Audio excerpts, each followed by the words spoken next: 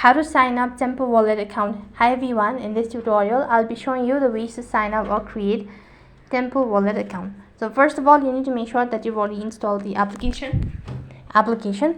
If not, head over to your Play Store and on the search box type in Temple Wallet, and this is the application. This is how it's going to look like. So press the install button. As you're done installing, now it's time for you to create your account. So click the open button and then start with the creation of your account. Then you could either create a new wallet or import an existing wallet. That means either you could log in into your account. So I'm going to go with create new wallet. Now I have to go ahead and create a wallet password first of all. After that, you need to scroll down to the bottom and click on accept terms and click on create. As you press on the create button, it's going to take you to the other field where you need to go ahead and verify your identities. As you can see, with simple steps that I've successfully created my Temple Wallet account.